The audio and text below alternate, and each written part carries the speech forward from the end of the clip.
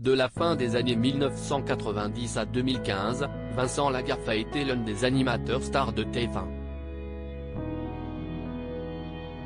Dans son livre, à paraître ce 23 mars 2023 chez Exo Éditions, intitulé Je m'appelais Franck, Lagaffe évoque sa disparition de la chaîne privée. Et, pour Télé Loisirs, il revient sur la raison qui, selon lui, a entraîné cette éviction. Dans son livre autobiographique Je m'appelais Franck, Exo Éditions, l'animateur Vincent Lagaffe revient sur différents aspects de sa vie. Depuis sa jeunesse d'enfant adopté, qui ne se sentait pas heureux au sein de sa famille, jusqu'au feu illusoire de la gloire, dont il n'était pas dupe, en passant par ses amitiés, ses passions et sa paternité, Lagaffe pratique une courageuse mise à nu qui devrait interpeller ceux qui le liront.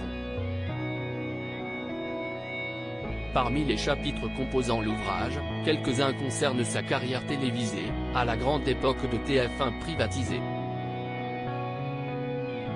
Les patrons s'appelaient alors Patrick Lelay et Nonce Paolini.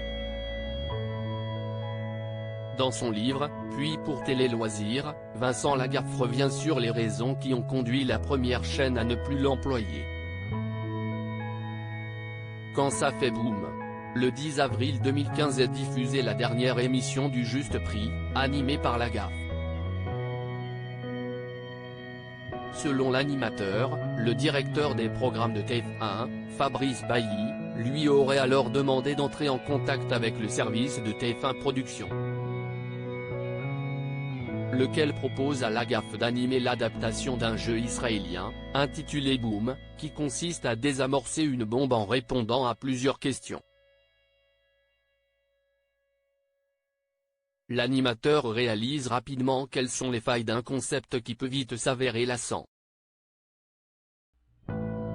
Il a aussi conscience que si Boom se crache, on lui en imputera l'échec.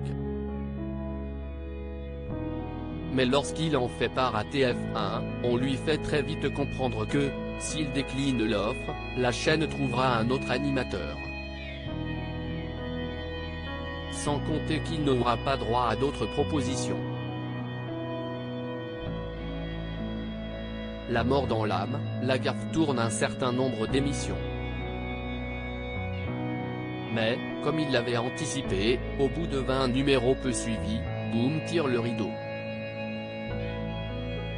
Lorsqu'il demande, et obtient, un rendez-vous avec le directeur des programmes de la chaîne, Vincent Lagaffe lui propose une nouvelle formule événementielle du Big Deal.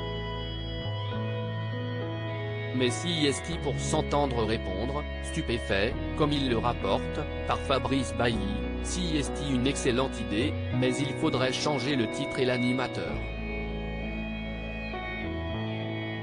J'étais devenu casse-couille face à cette provocation, Vincent Lagaffe manque de s'étrangler.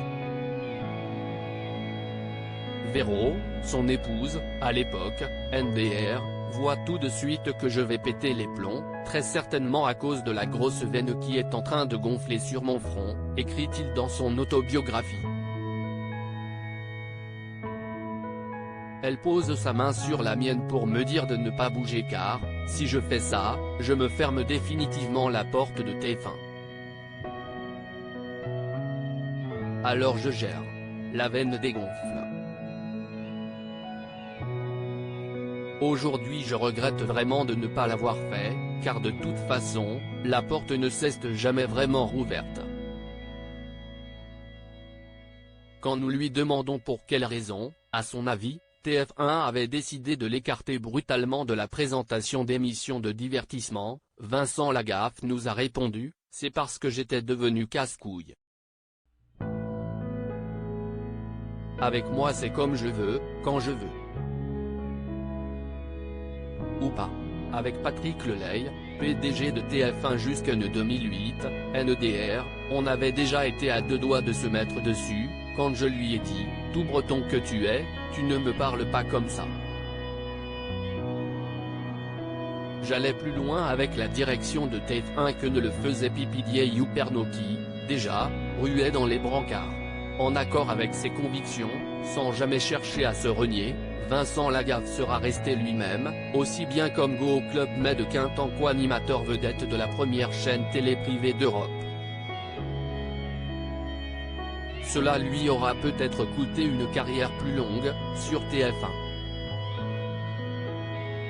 À lire aussi Vincent Lagaffe, ses rares confidences sur sa nouvelle compagne.